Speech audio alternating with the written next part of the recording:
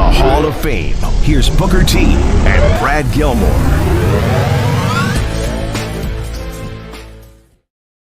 Welcome inside the Hall of Fame. I'm Booker T, 6-time world champ, 2-time Hall of Famer. Got my man Brad Gilmore here with me. We ready to do this thing, y'all. We get ready to do it because here in the H, it's hot.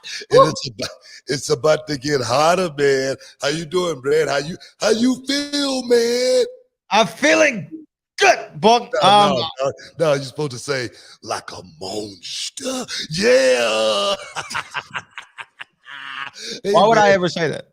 Hey, man, I'm just kidding. You ever seen the movie The Hulk? Yes, I've seen the movie The Hulk. Incredible Hulk is this scene when the guy get on the helicopter and he's getting ready to go fight the Hulk, and the brother across from him, and he asks him, "How you feeling, man?" And he look at him and he goes, and he's got his eyes all red. He goes, "Like a monster." That scene for me, man. You know me, man. I'm all about scenes, man. Which Hulk was this though? There's like 7 Hulks. Which one was it? Incredible Hulk, the real one. You know, with what's his name? Who played Hulk? What's his name, man? Skinny guy. Edward Norton? Ed Norton, yeah.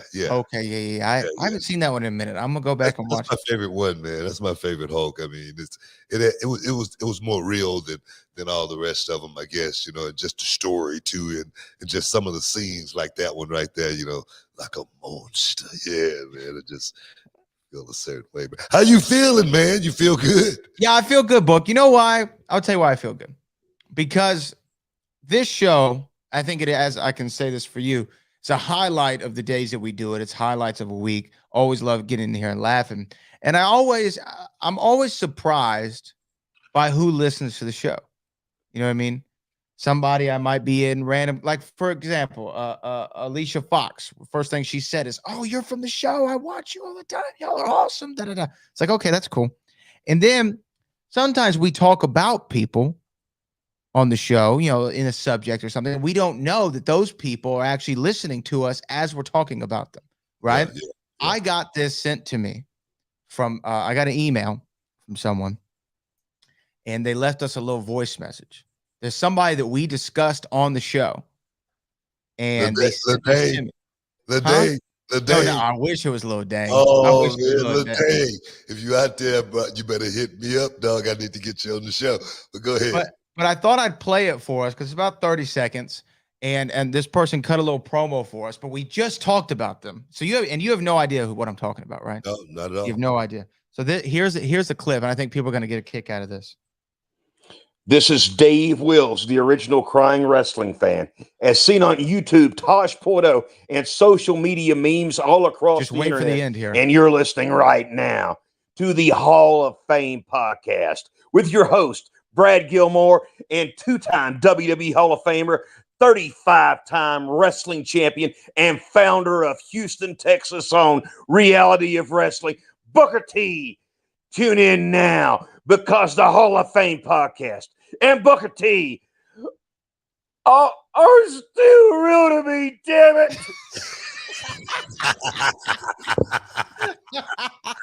What up, Dave? Dave, they're still real to me, damn it. Was that really him, man? That's him, man. Oh, man. Awesome, dog. That's so cool, dog. He messaged me and said he listens to the show all the time, and it popped him huge that we were talking about him on the show recently. That's so awesome, man. I swear to God, man. That's so freaking awesome, man. Big shout out, man. Big shout out. Thanks for listening to the show and being a part of it. Seriously. It's still real to me, damn it. Still you know, one of the greatest lines in the history. It is, man. I swear, man. I was just looking at that today. I swear to God, man. I'm still cracking up over it. But that's what wrestling is, man. That's what wrestling is. We embellish it and we go out and like I said, I know I've done some of the craziest stuff in the world, man, for this business because I love it, man. I love it so much. But man, that's awesome. That's pretty cool. The other cool thing that I saw in Hall of Fame fandom was our own, man, the greatest super chatter, no disrespect to everybody else, but the greatest super chatter in the history of this show, Cali Toenail, I think he was in Italy. I saw that. And he was repping. He had the ship shirt on. He had the ship shirt on, representing. I saw him stretching, doing something. I'm like, what is Cali Toenail doing? You know, maybe that was the week that we missed him on the show for like a week. We did. You And know, he so- was out there taking pictures in Italy. Nah, man, but that's cool, man. You gotta live life. Live this life, man. If you get a chance to travel, do it, man. That's been my greatest education. I remember my first trip to Japan, and I had never been out of the state of Texas other than going to Louisiana, where I was from, a little place called Plain Dealer. That's it. And I'm on a 15-hour flight to Japan, and I got there, man. I got a chance to see the culture and how those people lived. I was like, wow, man, this is so freaking cool, man. This is so freaking cool. And it was refreshing in so many words. So definitely, if you get a chance to see it, travel, live life, do it. Yeah, definitely. And Cali was living it up, man. Big time. I don't know, how Cali finagled that ticket over to Italy. I'm sure it's not cheap, man. So Cali a big baller, man. Hey, Cali man. baller brand. Hey, man, he's the #1, super chatter. I mean, come on. I mean, that kind of stuff don't happen by accident. You know what I mean? Seriously, so you don't slip on the banana. It's not by osmosis or anything. You got to be out there hustling, baby. Cali said he wasn't stretching. He was getting ready to do the spinneroonie. He better stretch for about 3 more hours. What? Hey, man, I'm sure you're feeling good today. I mean, we got a lot of cool stuff going on with reality wrestling, and also I saw, man, the number for NXT, man, was up high this week. 750,000. Rey Mysterio's little boy came in and did the deal. His name is Little Dum Dum Mysterio. And I tell you, man, Dominic has come so far, bro.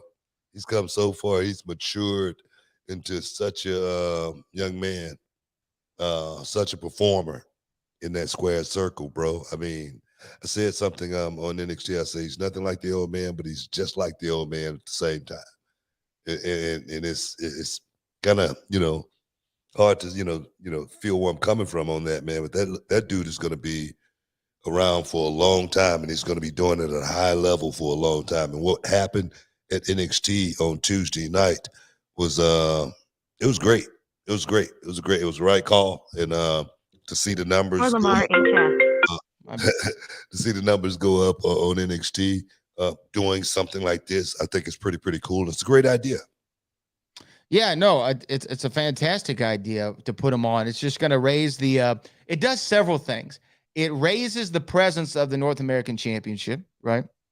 Because they're going to see it now on Raw and SmackDown. People who don't typically watch NXT are going to go, what's that title? Oh, Dom. Okay, cool. And then they get that. It also adds on to the storyline for the Judgment Day.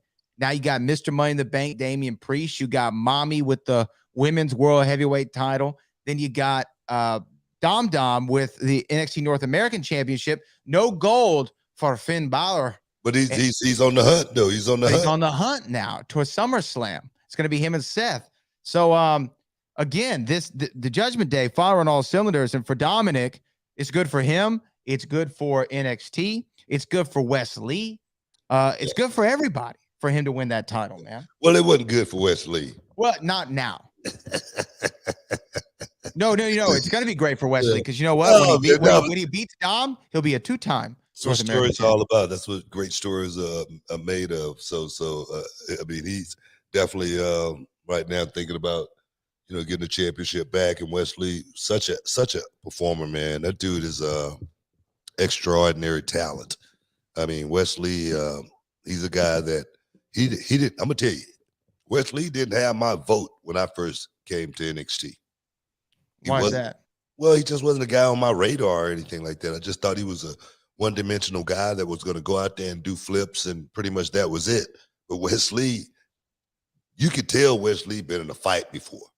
You could tell he's been in a couple of scraps, and his performance definitely tells me that. So when he goes out and do it the way he's done it over these last 3, 4, 5 months, good God, man, he's been delivering some of the most awesome performances. So I give Wes Lee top-notch dude in NXT, seriously.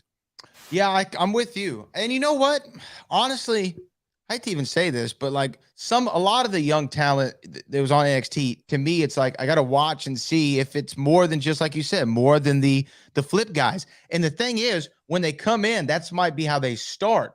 But being able to develop the character over time, there's been guys on that show that I've seen in real time improve on their character over the last 3, 4, 5 months. Like in real time, week to week, you see the progress, and that's what NXT is supposed to be. But Wesley's one of those guys.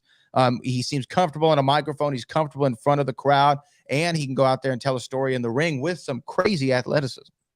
Yep. But we got to take a quick break, guys. We got a whole lot to talk about, guys. You better stick around if you want to hear this breaking news coming up soon as we get back. Stick around. Back in a minute. Will Allday versus Cameron Cole. Texas champion versus Reality of Wrestling champion. Years in the making.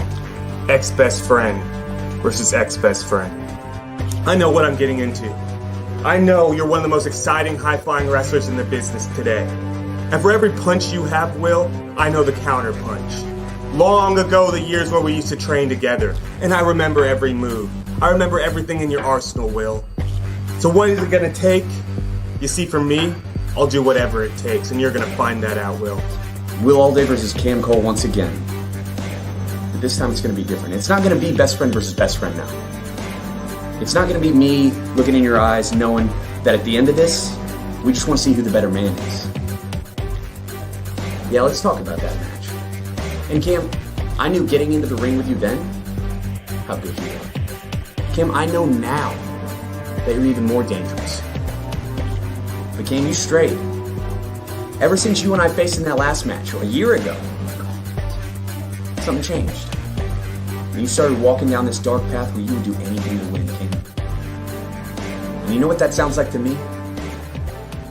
That sounds like weakness. Can you dig it, sucker? You're listening to the Hall of Fame. Here's Booker T and Brad Gilmore. Shub! Welcome back inside the Hall of Fame. I'm Booker T, 6-time world champ, along with my man Brad Gilmore. I told you guys I had some big news going down. Before I get to that big news, something I definitely want to talk to you guys about going down in Las Vegas, Nevada, T-Mobile Arena, July 29th, live only on pay-per-view. Welterweight championships will be on the line. I'm talking about unified championships will be on the line. I'm talking about Errol Spence Jr., WBA, WBC, and the IBF champion will be taking on the WBO champion, Terrence Crawford from Omaha, Nebraska. Oh, Texas, Omaha. This is going to be good, guys. It's going down. I just want to get that out there. But the one fight I want to talk about that's been canceled. Booker T versus Ryback. It's canceled? It's canceled. Wait, why is it canceled? You just put the green light out a couple days ago. Green light out, but I was listening to Ryback talk, and he said he wanted to get paid for the fight. Okay. So he want, somebody to set it up and he'll fight me and it'll be Ryback versus WWE and I represent WWE. I don't know where WWE came into this. Is this supposed to be between Ryback and I? It's supposed to be mano a mano, like it's supposed to used to be back in the day. I'm talking about two gunslingers back to back, 10 paces, turn, bing, bing. I thought it was going to be something like that. But now, he's talking about, he has to get paid, and this, that, whatnot. So I ain't got time to go train for a fight. I was looking for a 1 minute knockdown drag out. Then guys pull us apart. You know what I'm saying? What of those? But no, the fight's off. But July 29th, Crawford Spence is going to be on, and Brad and I, we will be inside. That's what I think. That's why my juices are flowing. As far as what talking about fight, because this fight right here, guys, this is like Hagler Hearns. This is like Leonard Hagler, Duran Leonard. This is like a throwback to that era for me, because I grew up. I love watching those guys go out there and mix it up in that era, because the middleweight, welterweight guys, they were so ambitious about who was the actual top dog. Was it Marvin Hagler? Was it Roberto Duran? Was it Sugar Ray Leonard? Was it the Hitman Tommy Hearns? And those guys are willing to get in there and mix it up. I remember when it finally happened. Sugar Ray Leonard, when he finally said he's going to put his name on the contract on the dotted line to fight Marvelous Marvin Hagler, the world was so highly anticipated, waiting on that fight. And for me, as a young little boy, I was highly anticipating it. And I tell you, it lived up to the billing, because everybody thought Marvin was going to go out there and pretty much destroy Sugar Ray Leonard. But Sugar had the sugar that night, man. I'm talking about his legs. He was fast. He was quick. He looked good. He was pretty. Everything worked out. And I tell you, when he got that decision, Marvin Hagler left the country and never came back. Well, we're going to find out what's going to happen between Spence and Crawford in Las Vegas, Nevada. Hey, like I said, that's why my juice is flowing, I think. I mean, you're hyped up, Book. You're hyped up. I am a little disappointed, I'll be honest with you, because, it just seems like every time, and you know what? I'm just a journalist. I'm just pointing out what I see, right? An invite goes out to Ryback initially for the show. Then he comes back with, well, before I do that, I got to get this. Conditions. Then he's like, I want to fight Booker T. He uses the P word. He uses the B word. And by the way, I even saw a video of Ryback saying that he would never even say words like that because he's not a disrespectful person. But that's neither here nor there. But he says all these things, and he says, I want to fight with Booker T. Booker T says, let's fight. And then it's like, well, I want conditions. It has to be exactly a certain way. So I'm a little bit disappointed in the big guy. You know what? I'm disappointed in the big guy too. I'm serious, man. Because and the thing he says, he's not going to, I said on site, he said he's not going to see me or anything like that, for 8 months maybe or so. And look, I don't care if it's a year from now. I don't care if it's 2 years from now. It could be any time. And I get invited to these events. What is he saying? He don't get invited to most of these big events? I guess not. I don't know. You know why? It's a reason why. And I'm going to just leave it at this, because he sucks. That's as deep as I'm going to get. All right. We're going to end it there then. Okay. Yeah. Quote it. Put it out there. Put that out there. And the invitation for on site is still, it's still out there. I'm not going to rescind that. If you could put it out there, like I said, on your little site, on your little YouTube channel or whatever you got, and say that, you don't mind that happening, just so, like I say, I won't get sued or anything like that. I'll show you, what kind of little B I really am. So all right. Let's just leave it at that. Let's leave it at that. Well, hey, Book. Some good news out there in the world. Talk about it. No. It's some great news. Like I say, for me and you, going to Vegas in a couple of weeks. I'm so geared up to getting back in action. Oh, yeah. Oh my God, it's gonna be good. It's gonna be real good. But like you say, the numbers on NXT are up. Let's talk about the numbers. What do you think about that? I think it's awesome. Well, I think it again. We talked about this with Seth Rollins when he came and did the World Heavyweight Championship match on the show. I mean, I think y'all were close to 1 million almost that night, like 900-something thousand. This definitely shows that the idea that we heard from Nick Khan a few weeks ago, where he was talking about treating NXT as a third brand and having talent who might be considered main roster coming and doing more shots on it. I feel like every week now there's like another name on the show, which can only help. I mean, y'all are NXT's putting a lot of stock back in Baron Corbin, the Lone Wolf. I really like that too, man. I really do. I'm serious. I really like the vignette. The vignette was cool. It really puts him in a different light. I think on the main roster, sometimes, man, you could get stuck in a rut and find those moments to where I hate this term right here, but we ain't got nothing for you. You know what I mean? When you start hearing that, it's a problem. So for for Baron Corbin to be back in NXT, to be able to reinvent himself all over again, those packages, man, they go a long way. And for me, I've always been a Baron Corbin fan. Always been, just because he's been that heel's heel for me. He hasn't been the guy that wanted to get any fanfare being a heel. He's always just tried to play his role and play that role to the best of his ability. Going through the character changes, you know what, that could be a detriment sometimes. You know, going from that lone wolf character and then end up being Happy Gilmore. Happy Corbin. Happy Corbin. That's all right. You mixed it up. It's all good. You know what I mean? I tried to do that on purpose. Yeah. No, seriously. Like I say, it can water things down a little bit. I think the lone wolf character, especially on NXT, being back on NXT where it started all over again, where it originated, I love the idea. And I think that's the one thing that could definitely push that number, in the right direction. Yeah, I think that Baron Corbin having kind of I agree with you about him always being the guy who never seemed like he was trying to sell T-shirts or get a catchphrase over it. He was trying to be a heel, trying to make and they did a really good job of him for a while, protecting his finish. Nobody would kick out of his finish for a while until Drew did it at WrestleMania 38.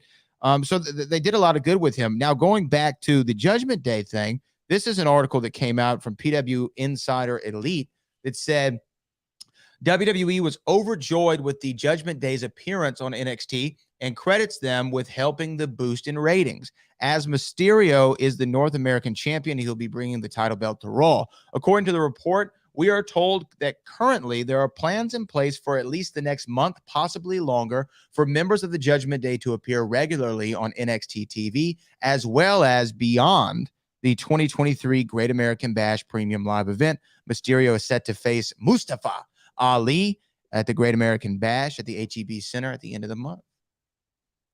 I love it, man. I love it.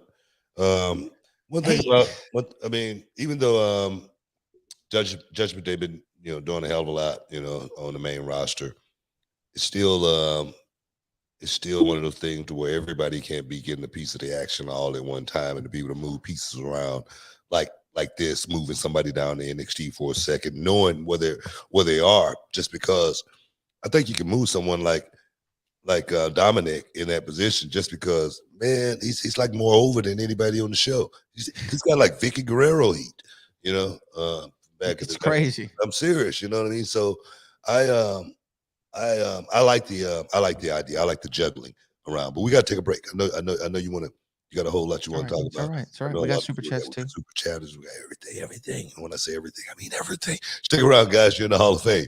We'll be booking it. In a minute.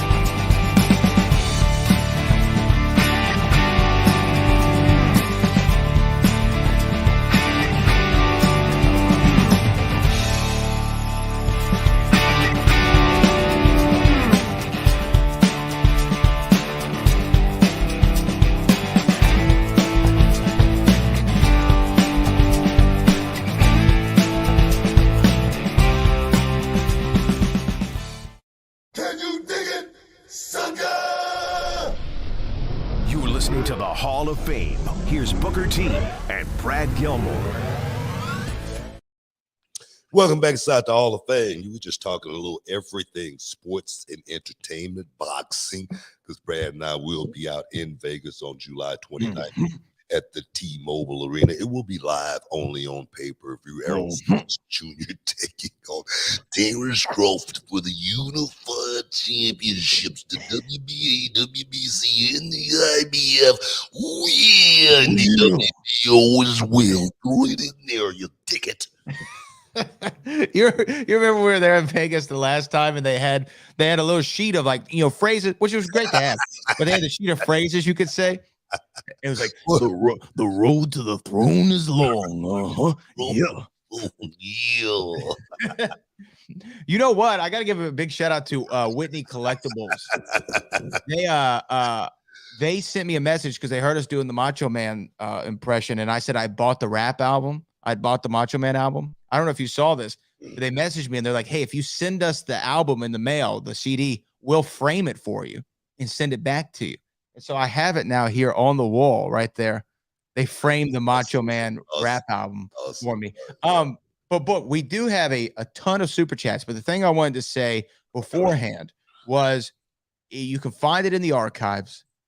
It must have been it was several months ago now when they kicked Edge out of the Judgment Day shortly after WrestleMania 38. Yeah. They kicked him out of the Judgment Day once they all kind of got together. Yeah, I remember that. And I remember I was very cold on the idea. Do you remember this? I said, this is not the way to go. You're trying to build this group up, and now you have the main guy of the group. He's kicked out and he's off TV. What is this going to do for the rest of these guys? Right. And you were more positive on it. And it turns out that they've done a pretty good job. That is. Finn had a Hell in a Cell with Edge at WrestleMania. Is going to work for the world title at SummerSlam. Not just that. Finn has been doing his best work since coming to the WWE, since joining the Judgment Day. And that's what I'm talking about, the Demon and all that other stuff that he did before joining Judgment Day. This is the best version of Finn Balor that we've seen in the WWE. A light switch went off. That's what happened. The light switch went off. He figured it out, and this is the main result of it. I'm gonna tell you, dog. I know. Look here. I know what I'm talking about when it comes to stuff like this. And I saw when Edge went out that it was a door just open for someone, and it was just who's going to slip in there and take advantage of it. You got a quote from me or something you want to play from back then? No, I don't. Okay. Actually, I wish I had it. I wish I had it up. No. I probably do. Actually, I probably could find it. Because I know a lot of times, people look at it, from a fan perspective, and they say, you know what I mean? I hate that because of such and such and such and such. I get it, especially with Edge being the guy, the Hall of Famer, the guy who put the thing together, and then all of a sudden, it implodes and he leaves, opposed to somebody else. There's no way this thing's going to work. It's like the New Day. New Day figured it out, once they got put in the position, they figured it out, and they became, the fan favorites for 18th years. You know what I mean? So you got to know how to do that. And I tell you, man, like I say, this for me, maybe not everybody else, because a lot of people like guys that go out and flip around, and he was one of those guys, and jump off stuff, but for me, this is the best version of Finn Balor since he's come to WWE. Seriously. It is a really good version of Finn, and I agree with you. I think it could very well be the best that we've ever seen out of him since coming to WWE. And it's the first time, correct me if I'm wrong, that he's been a heel. Yeah. I think this is the first time that he was a heel. And maybe sometimes, just flipping that switch and showing a different side of yourself can help you tap into more of something that you need. I guess here'd be a question for you. Do you develop your character skills more as a babyface or more as a heel? Or is there a difference? There's a difference, but it's a hard question to answer. But the one thing I always thought about when I was a heel and when I was a babyface, certain things I just would not change at all. I would do it the same exact way that I would do it as a heel, as a babyface, like actually being in the fight. Only thing, as a babyface, I would always just make sure I waited for the heel to initiate the fight. I'm going to be doing film study tonight, and we talked about the Macho Man Randy Savage right now, and he's actually going to be highlighted tonight in film study against Ricky the Dragon Steamboat, and it's not the match that everybody think it is. It's a match from, I don't know, I don't even know where they were, but such an awesome match at the end of it. Macho Man got disqualified. He came off the top rope with the ring bell, bang to Steamboat's throat, and Steamboat, like his larynx was, crushed, and we're going to be highlighting, the artistry of the heel and the baby face and everything that Steamboat did to really highlight that match and really highlight being a baby face and still highlight being in the action of everything, but still staying a baby face throughout the whole time until. So, yeah. So that's the art, man. That's the art. I better make sure I get a couple of people this link too, because they're going to be mad at me if I don't send it out. Make sure you get it to him, brother. Well, I guess my question was for that because I just feel like when you're a heel, you can color outside the lines a little bit more and you can try stuff. I tell you what, I can tell you this. It's best to start out as a heel. Okay, why is that? Well, just because you're working a baby face and you're having a chance to actually see everything a baby face does, because one day you are going to turn into a baby face, and then when you finally turn, you're going to know exactly, what to do, you know what I mean? So to be able to go out there and guide that baby face is very, very important from a heel perspective. So I think starting out as a heel may be better for, it's just my opinion. That's just my opinion. I could be wrong. Okay. I know we got some super chats. Man. We only got another segment. We better get to those super chats. All right, we'll get to them now. Super chat. This from Loso Dolo. I think Wes Lee has outgrown the North American title. Do you think it's time for him to move to the top of the card? I don't think Wes Lee has outgrown the North American Championship at all. I mean, he's only had it for a few months. Right. So, I mean, if that's outgrowing something, no, he's a young guy. It's a lot of growth. What does Wes Lee go from here? Where does he go? He go and beat Carmelo Hayes. He go and beat Bron Breakker. I mean, I can see that. It's not that that can't happen, but you got Dragunov in the picture. You got so many moving parts. For me, Wes Lee in the North American Championship is synonymous. I said it.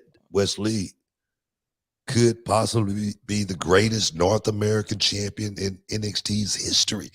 And to win it again, to win it one more time on top of that, to be able to solidify himself before he actually make it to the main roster by having some notches on his belt.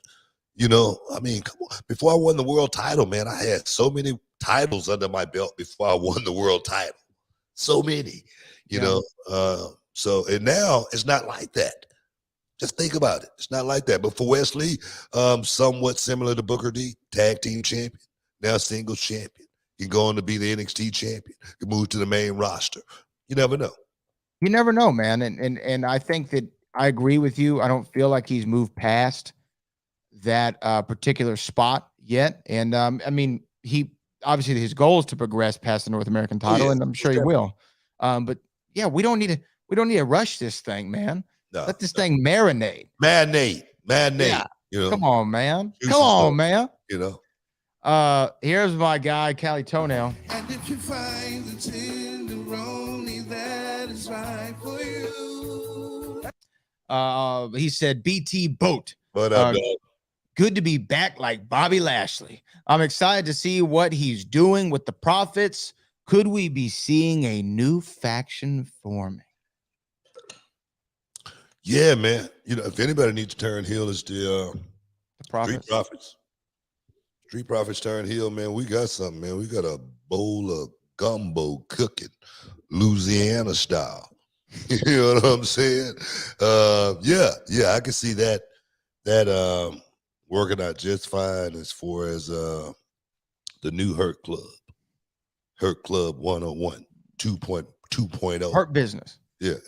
Hurt Business. Hurt Club. The same thing. Hurt Business. Hurt. No, they changed the name. Hurt Club. Hurt Club. It's like the Bullet Club, These clubs, people want clubs these days. So, the Hurt Club. It's all about the club. It's all about the club, brother. Put them in the Hurt Club and put them together and stick them out there and let them run. like everything's taped on social media nowadays, and I wish Macho was around for the social media era.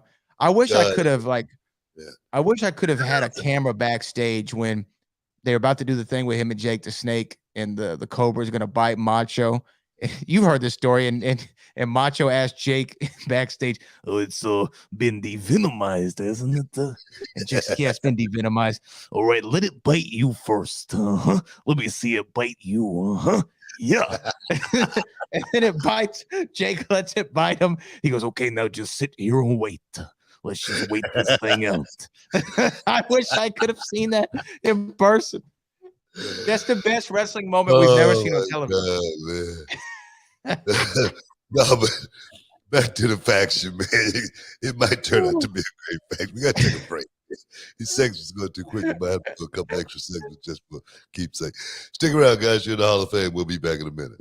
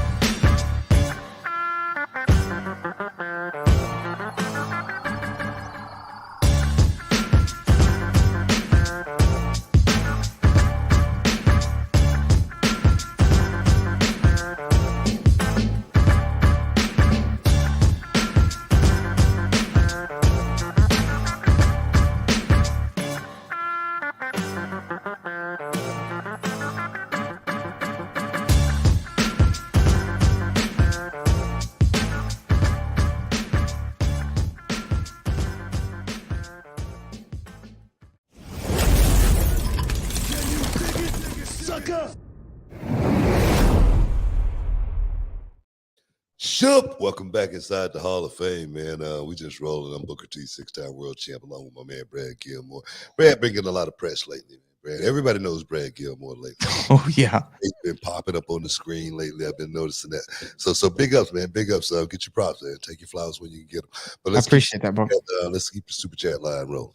Let's see. Our next one here is from Scott Bot. Super chat. Hey guys, love all your work, Book, but my favorite version of you was WCW 2000. Seemed like the real Booker you'd run into on the street.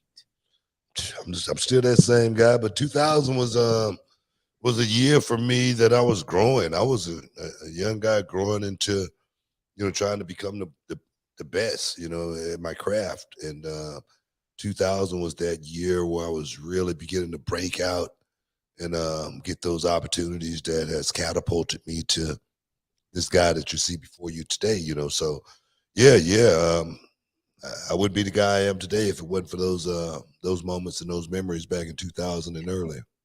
And I think also, like, who's your favorite version of a character has a lot to do with like when you first started watching wrestling. Like, I almost guarantee, Scott, you probably started watching around 99 to 2000, 98, somewhere around there. Because for me, when I think of my favorite version of any of the characters, it was like the guys in the Attitude Era. Like, whoever you were in 2002, 2001, that's my favorite version. I like the Ayatollah of rock and roller, Chris Jericho. I like the Brahma Bull version of The Rock. Yeah. I like Latino Heat, Eddie Guerrero, those things. Whoever you were at the time. The Ministry Undertaker. Yeah. American Badass. I get it. You know what I'm saying? James Weston is a new channel member. Oh, yeah. What up, James? Welcome to the show, baby. I appreciate it, James. Big Breezo. I'm excited for Dragunov versus Carmelo. I'm really excited about that one because I've been seeing Dragunov is like one big win away from, being the guy. And I'm going to tell you right now, don't nobody work harder than Ilya the Mad Dragon Dragunov. Nobody. That dude is a hard worker. He's a hell of a talent. And I see him moving to the next level relatively quickly. Oh, yeah. No, I like Dragunov too. And that's another guy, I'll be honest, when I first saw him, I was like, I said something about Dragunov I want to take back. We was talking about, I think Dragunov moving to the main roster and taking on Gunther. And I was like, man, I don't know, man. Gunther might be a little bit too much for Dragunov. But I'm gonna tell you right now, that dude, he's the type that he can work up to whoever level he's put in the ring with. That's what I noticed about Dragunov. Special talent. Let me ask you this. Speaking of Carmelo, how much longer should he and Trick be a twosome? Trick, need to be covered right now, and it's good. Trick is in this duo with Carmelo, Trick and Mello game. I like that just because Trick has a lot of growth as well, as far as before you really want to get him in the ring and let him really start flying on his own. So for me, being in a tag team definitely gave cover.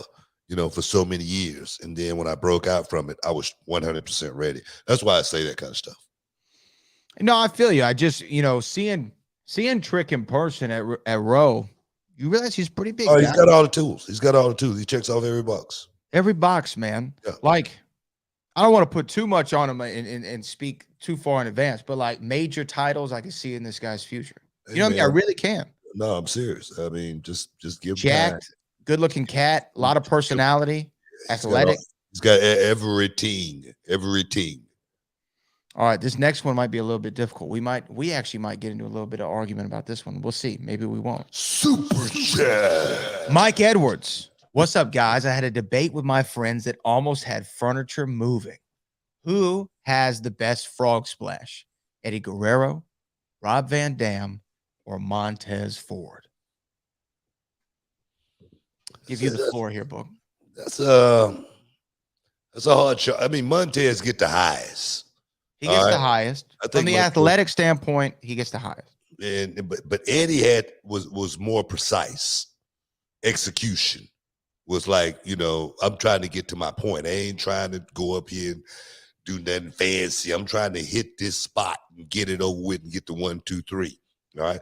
RVD was like radical because he could jump up and turn sideways and come down. He'd jump up and go all the way 180 and catch the guy. So I just think it's a preference, you know what I mean? And it's hard to say who did it better. What's your preference? Well, RVD, I like the radicalness of the way Rob did it, to be honest.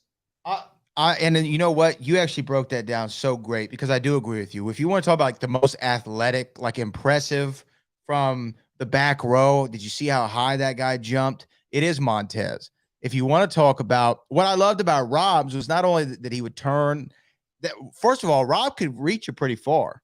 He wherever you were, he would find you and he would alter his body to make it look great. And what I loved about Rob's is he sold it after. Because when you think about it, he's full extension. Your rib cage is coming down on the other guy's sternum, right? That's not going to feel great. So he would always sell it. He'd grab the ribs for a half second before he'd go for the cover. Loved it. But I think Eddie Guerrero has the best frog splash ever. I'm not going to sit here and say, Eddie didn't have the best one. I'm not going to. No, I know it's preference. I say, Eddie was more precise. Eddie was about getting up there and hitting his points. He was almost like a diver, you know what I mean? Trying to get when he landed it, the way he would tuck, the way he would, hold his knees and everything. He was looking for that perfect 10, so that Rob didn't care if he got a 6. As long as he made contact. It didn't look good. You know what I mean?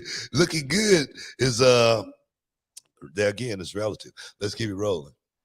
Well, that is, I believe, our last super chat here. No, we have another one. This is from Elijah Vin, who says, "Hey, Book, I know this is off topic, but I wanted to ask, how do you get sponsors like WWE or whoever to do sponsor concerts for Autism Awareness Month? I ask because that's what I'm trying to do." I don't know how you go about that, to be honest with you. That's a really, really hard question, to be honest. I guess you go through their corporate rep. Go to their corporate website. Have to be something like that. I wouldn't have the slightest idea of how you get something like that. I wish I could help you out and be able to point you in the right direction on something like that. But I've never tried to get any sponsorship from WWE myself, and I've been having a wrestling company now for almost 20 years, and I just never thought about going that route. Maybe I should. Maybe you should. Yeah. Maybe you should, but who knows? Elijah, if we could be more help, brother, we would. Absolutely. But I don't know. Let me ask you this, Book. What is your favorite finishing move off the top rope to see? Is it the frog splash? Did you like the elbow drop off the top? I know you had the Harlem Hangover. Is there like a certain off the rope move that you think is the coolest? There's the shooting star press, it was just a great looking finish. I like all that stuff, man. I mean, it's moves there again are just moves. I give me a great standing giant suplex off the top rope any day of the week. I'm happy. I'm like, the video game, stuff. When I see a giant suplex off the top rope, it's. I mean, of course, the 450s and all of that stuff. 450. That's impressive. All that stuff is beautiful. Moonsault. I guess moonsault really is the one move that I think captured me more than anything, because I remember Chavo Guerrero was like the first person I saw do it. But the guy would be standing, and then Great Muta, when he came, and the way he would do it, it had some snap to it, So I don't know, what I mean? I'm not a big top rope fan myself. I'm not a big diver and jumping off stuff guy myself. Yeah, the moonsault, and you know what?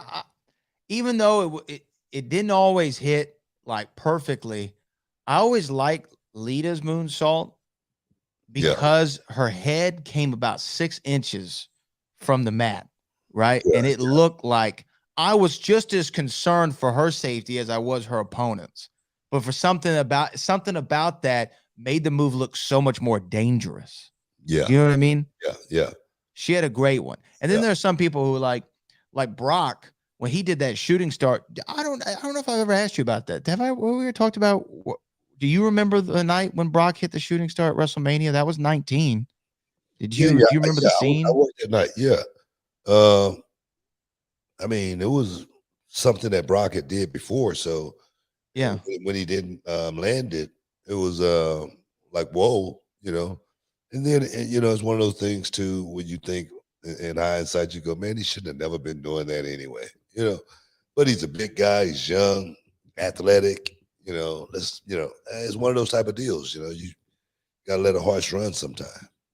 Yeah, but I mean, just what a landing, man. Yeah, what a landing on that one. But I think those are all our super chats for the day. We're gonna be back next week. We should be in a different time zone, so you have to stay abreast to our social media to know exactly when we're going live. We're going to be in Vegas, guys. We're going to be in Vegas for that welterweight extravaganza, unified championships on the line, WBA, WBC, and the IBF. Also, the WBO championship, Crawford versus Spence, going down July 29th at T-Mobile Arena, live on pay-per-view. Don't miss out. Don't get shut out, because it's going to be on. It's going to be hot. And guess who's going to be in the building? Me and my man, Brad Gilmore. So, guys, say tune in. Like Roddy Piper said, be there or be square. Hey guys, we all at you. Brandon, as always, appreciate you for all the hard work. Guys, next week we out.